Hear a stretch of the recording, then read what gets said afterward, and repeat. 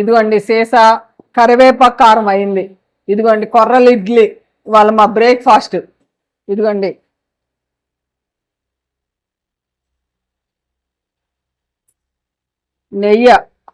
నెయ్యి వెనపోసి కొనుక్కుని కాసుకుంటా. నేను ఎప్పుడు ఇట్లా కాసుకుంటా, మంచి రంగు వచ్చే వరకు కాసుకుని నేనైతే ఇట్లాగే తింటా. ఇంకొంచెం ఎక్కువ కూడా వేసుకుంటా.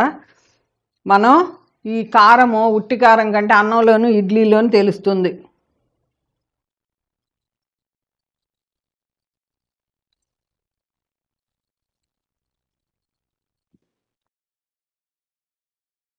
సూపర్ అండి, పర్ఫెక్ట్ సరిపోయింది. నెయ్యి వేస్తాం కదా, నెయ్యి వేసినప్పుడు కారము మిరియాలలో ఉన్న కారం కూడా తగ్గిపోతుంది. నమస్తే అండి, కరివేపాకు కారం కొట్టుకుంటున్నాను. మీలో కొంతమంది నాకు కామెంట్ రాశారు పద్మాంటి చూపించమని. నేను చేసుకునే విధానం చిన్నప్పటి నుంచి మా చిన్నాయనమ్మ బాగా చేసేది. రోట్లోనే దంచేవారు వాళ్ళు, నల్లగారం కరివేపాకు కారం. అది కరివేపాకు కారానికి కావాల్సినవి ఫస్ట్ కరివేపాకు, జీలకర్ర, ధనియాలు, మినప్పప్పు, శనగపప్పు, వెల్లుల్లిపాయ, ఉప్పు, పసుపు, నూనె, ఎండుమిర్చి, చింతపండు, మెంతులు. ఇవన్నీ రుచికి సరిపడా వేసుకుంటమే. అంటే కొలత అంటే ఎండుమిర్చిలో ఒక్కొక్కసారి కొన్ని మిర్చీలు కారం ఉంటాయి, కొన్నేమో కారం ఉండట్లా. అందుకని నేను సుమారు తీసుకున్నా. నేను మీకు చూపిస్తా వేసేటప్పుడు. ఫస్ట్ నూనె వేసుకుందాం. కొంచెం నూనె వేసుకుని నూనెలో వేయించుకోవాలి, ఎక్కువ అక్కర్లా నూనె. నేను ఎందుకు ఇంత పెద్ద మూగుడు పెట్టాను అంటే నాకు తొందరగా అయిపోతుంది. ఇదిగోండి ఇట్లా ఒక గుప్పిడు మీకు చూపిస్తానికి, 2 గుప్పిళ్ళు 3 గుప్పిళ్ళు వేసుకున్నానండి. ఈ శనగపప్పు దోరగా వేయించుకోవాలి, సిమ్లోనే వేయించుకోండి, హైలో పెట్టమాకండి. టేస్ట్ అంతా ఈ మినపప్పు శనగపప్పులోనే ఉంటుంది. ఇది వేయించుతాను, దోరగా వేయించి చూపిస్తాను మీకు. మంచి సువాసన వస్తుందండి. సువాసన వచ్చినప్పుడు తీసేయాలి, భలే వాసన వస్తుంది. శనగపప్పు అన్నీ కలిపి కూడా వేయించుకోవచ్చు. నేనైతే ఇట్లా సపరేట్గా చేసుకుంటాను. నాకు ఎందుకంటే ఏది అన్నీ మంచిగా ఈవెన్గా ఏగుతాయి. ఇట్లా తీసి ఒక డిప్లో పోసుకుందాం. పోసినాక చూపిస్తాను మీకు. ఇట్లా పక్కన పెట్టుకున్నాం ఏగినాక. మీకు పొట్టు మినపప్పు ఉంటే పొట్టు మినపప్పు వేసుకోండి, చాలా మంచిది మనకి. ఇప్పుడు ఇది కూడా 2 గుప్పిళ్ళు తీసుకున్నానండి, కొంచెం తక్కువ తీసుకున్నా. ఇట్లా దోరగా వేయించేస్తామే, అదే నూనెలో వేయించుతున్నాను. ఇట్లా మంచి రంగు వచ్చే వరకు వేయించుకుందాం. దీంట్లో మనం మిరియాలు కావాలన్నా వేసుకోవచ్చు, మిరియాలు కూడా చాలా మంచిది. కొంచెం మిరియాలు వేసుకుంటే గొంతుకులు ఇన్ఫెక్షన్లు కానీ ఏదన్నా ఉన్నా కూడా మనం తింటాం కాబట్టి ఇడ్లీలో అన్నంలో చాలా మంచిది. ఇదిగోండి మన మిద్దె తోటలో మిరియాలు ఎంత బాగా వచ్చినాయో. కొంచెం మిరియాలు కూడా వేసుకుందాం, బాగుంటుంది. ఇదిగోండి భలే ఘాటు ఉంటుందండి బాబు ఈ మిరియాలు, మన మిద్దె తోటలో మిరియాలు సూపర్ ఘాటు. శనగపప్పు కంటే మినపప్పు వేయించేటప్పుడు తొందరగా కలర్ వచ్చేస్తాయి, కానీ సువాసన రావాలి. సువాసన వచ్చినాకే తీయాలి మనం. పప్పు కూడా ఏగిపోయింది, తీసి పక్కన పెట్టేసుకుందాం. చల్లారుతాయి ఈలోపు ధనియాలు వేసేద్దాం.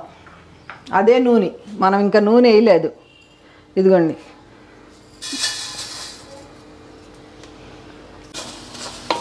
ధనియాల్లో రాళ్ళు అన్నీ ఏమీ లేకుండా చూసుకోండి.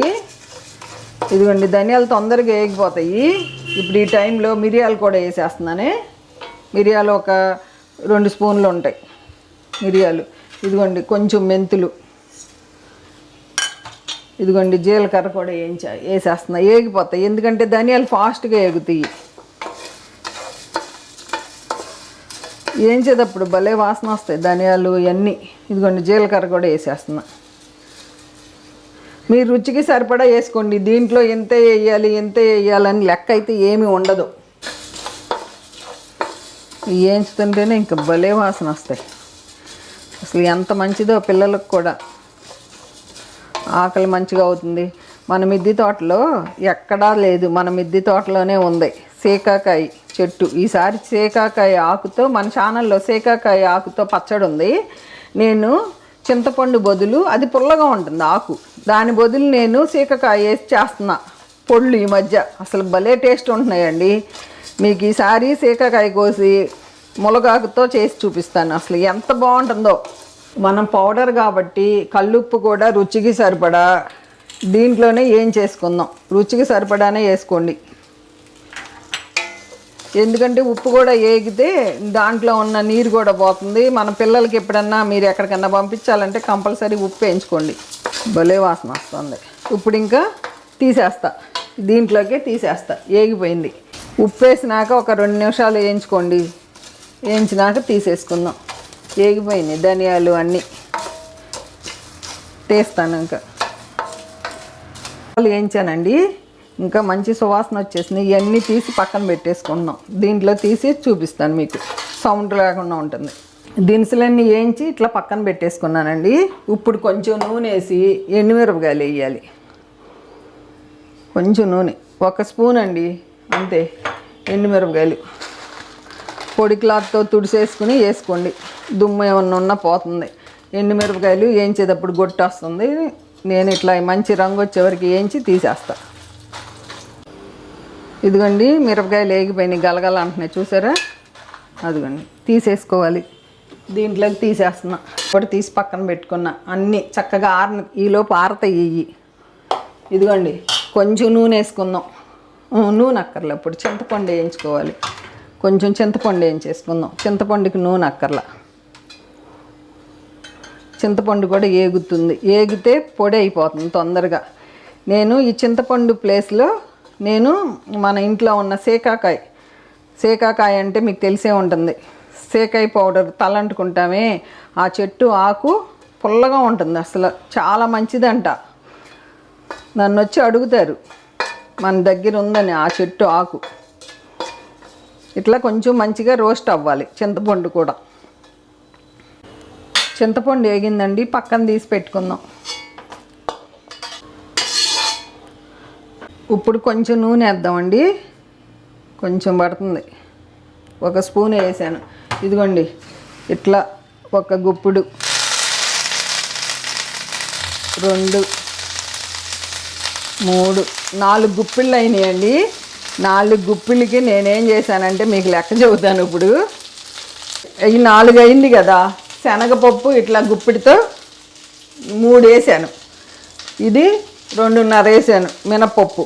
ధనియాలు ఒక 4 గుప్పిళ్ళు వేసాను. ధనియాలు కొంచెం ఎక్కువ వేసుకున్నా.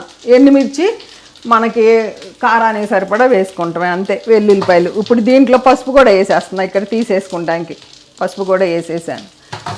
ఇప్పుడు ఇవన్నీ ఆరినాక మిక్సీ కొట్టుకోవాలి అంతే. గలగల అనేటట్టు వేయించుకోవాలి. అప్పుడు బాగుంటుంది. మన మిద్దె తోటలో కరివేపాకు చక్కగా అందరూ కరివేపాకు పెంచుకోండి. చక్కగా ఏ ఎరువులు వేయకుండా, ఏ పురుగు మందులు వేయకుండా పండించిన ఇది 100%. నేను 100% అని చెబుతా. చక్కగా పిల్లలకి పెట్టారనుకోండి, ఇది ఎంత హ్యాపీనో. అందరి దగ్గర అమ్మమ్మలు, నాయనమ్మలు, పల్లెటూరులో అందరి దగ్గర కరివేపాకు చెట్టు ఉంటుంది. ప్రతిదీ మీరు సిమ్లోనే వేయించుకోండి. ఈ కరివేపాకు కానించి ఏదైనా అన్నీ సిమ్లోనే వేయించుకోండి. మనకి అప్పుడు సువాసన లోపల దాకా వెళ్ళి పప్పులేంటి అన్నీ మంచిగా ఏగుతాయి. మాడకుండా ఇట్లా తిప్పుతూ ఉండాలి. ఇదిగోండి సిమ్లోనే చక్కగా వేయించేసుకున్నాం. ఏగిపోయింది. ఇంకా గలగల అంటుంది ఆకు. ఈ స్టవ్ ఆపేస్తా. ఆపేసి ఆ వేడి ఈ మూకుడు వేడికి ఇంకా మంచిగా అయిపోతుంది. ఆరిపోయినాక ఇవన్నీ మిక్సీ కొట్టేసుకుందాం. పొయ్యి ఆపేసినాక ఈ మూకుడు వేడిగా ఉంటుంది కదండి, ఆ వేడికి ఇంకేమన్నా పచ్చి ఉన్నా కూడా ఆకులో పోతుంది. అందుకు నేను ఒక 2 నిమిషాలు ఇలా కలుపుతూ ఉంటా. మొత్తం అన్నీ ఆరిపోయినాక పొడి కొట్టేస్తా మిక్సీలో. అసలు కరివేపాకు ఏం వాసన వస్తుంది, గుమాంచి వస్తుంది. భలే వేగిపోయింది. ఇవన్నీ కలిపి పొడి చేసేస్తానండి. ఇవన్నీ మిక్సీలో ఫస్ట్ ఎండుమిరపకాయలు వేసుకుంటా. ఎండుమిరపకాయలు వేసుకుంటే ఏమవుతుందంటే, ఎండుమిరపకాయలు మరీ మెత్తగా మిక్సీ పట్టకూడదు, కచ్చాపచ్చాగా చేసుకోవాలి. అందుకు ఫస్ట్ ఎండుమిరపకాయలు మిక్సీ కొట్టేటప్పుడు గొట్టు వస్తుంది, జాగ్రత్త. ఇట్లా ఉండాలండి కారం. కొంచెం బరకగా ఉంటే బాగుంటుంది. ఇత్తనం కనపడతా.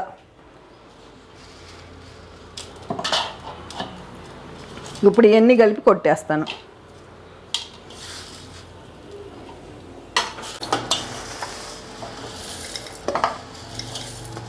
ఇదిగోండి ఇట్లా పొడి కొట్టేసుకున్నాం ఇట్లా.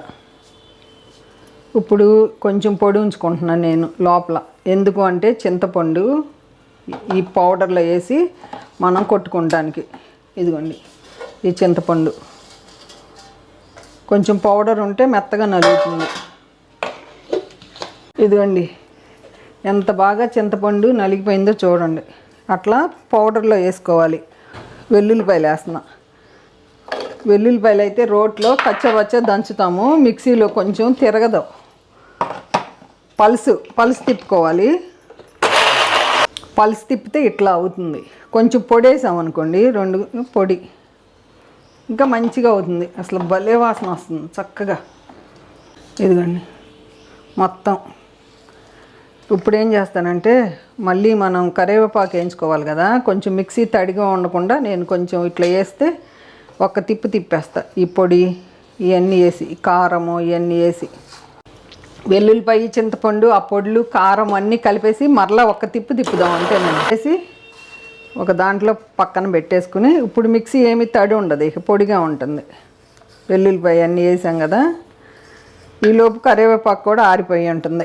చూసారండి, పౌడర్లన్నీ కొట్టేలోపు కరివేపాకు కూడా ఆరిపోయింది. ఇదిగోండి ఇట్లా అంటేనే పొడి అయిపోతుంది. చూడండి ఇదిగోండి పొడి. అందుకు మూగుడులో ఉంచుతా, పెద్ద మూగుడులో వేయించుకుంటాను నేను. ఎప్పుడు వేయించుకున్నా మిక్సీ కొట్టేస్తా. ఆకులన్నీ ఎండిపోయి మనం దాంట్లో ఫ్రై చేసిన ఆకులన్నీ మిక్సీలో వేసాను, పౌడర్ చేస్తానే. ఇదిగోండి పౌడర్ కొట్టేసాను. చూడండి ఒక్కసారి అసలు ఎంత పచ్చగా ఎట్ట ఉందో చూడండి. దీని మీద వేసి చూపిస్తాను. చూసారా ఎంత బాగా వచ్చేసిందో.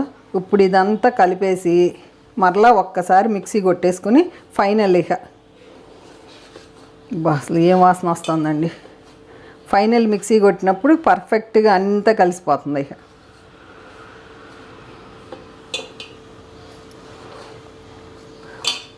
మిక్సీలు మట్టికి కొట్టేటప్పుడు అన్నీ ఆరిపోవాలి, జాగ్రత్త అండి. కలుస్తానికి ఒక్కసారి మిక్సీ కొట్టేశాను. మనం చేత్తో కలిపినా కంటే కూడా మిక్సీలో ఇవన్నీ వేసి ఒక్కసారి తిప్పితే అంతా కలిసిపోతుంది.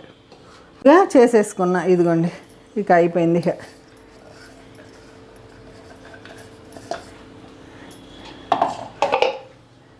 చూసారా, ఈ 2 కలిపేసుకుని రుచి చూసుకుంటామే. ఇది ఎంత మంచిదండి బాబు. కొంటే ఎంత అవుతుందో మీరు, నేను ఎప్పుడు కొనలేదు, నాకు తెలియదు రేట్లు ఎంత ఉన్నాయో.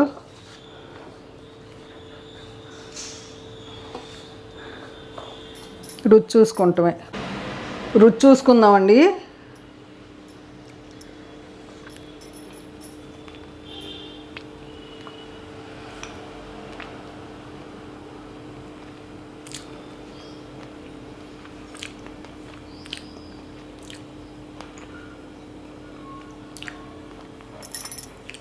ఎందుకంటే పౌడర్ కాబట్టి టేస్ట్ చూస్తానికి సూపర్ అండి. ఇప్పుడు ఇడ్లీ వేస్తాను. ఇడ్లీలో మీకు నేను తింటా, టేస్ట్ చూపిస్తా. అదిరిపోయింది. ఉప్పు కారం పులుపు పర్ఫెక్ట్ సరిపోయినాయి. సూపర్. వీటికి కొలత ఇంతే వేయాలని ఏమి ఉండదు. ఎండుమిరపకాయలు కొంచెం కారం తక్కువ కావాలంటే ఎండుమిరపకాయలు తగ్గించుకుంటాం. సూపర్గా ఉందండి. భలే ఉంది, నాకైతే భలే నచ్చింది. అన్నంలో సూపర్. వెనకమాల సౌండ్స్ వస్తున్నాయి, నాయిస్ రిమూవ్ చేస్తాను. ఇదిగోండి సీసా కరివేపాకు కారం అయింది. ఇదిగోండి కొర్రలు ఇడ్లీ వాళ్ళ మా బ్రేక్ఫాస్ట్. ఇదిగోండి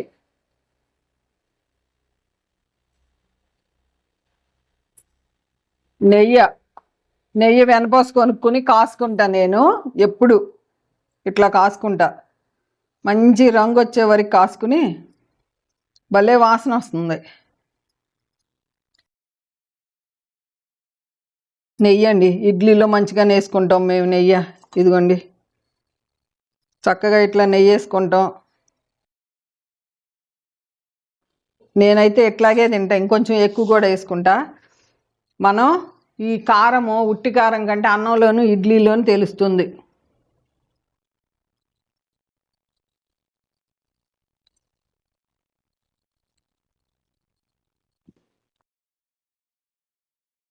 సూపర్ అండి, పర్ఫెక్ట్ సరిపోయింది. నెయ్యి వేస్తాం కదా, నెయ్యి వేసినప్పుడు కారము, మిరియాలలో ఉన్న కారం కూడా తగ్గిపోతుంది. భలే బాగుంది, మా అత్తమ్మకు బాగా నచ్చుతుంది. ఇడ్లీ చూడండి మెత్తగా ఉంటాయి. మన కొర్రలు రవ్వ తెచ్చుకుని ఇడ్లీ 1-2 రవ్వ.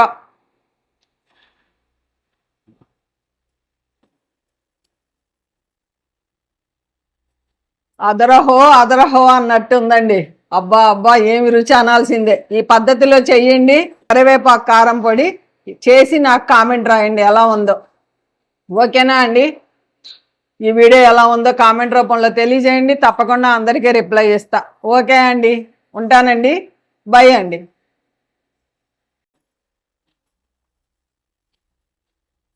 అదుర్స్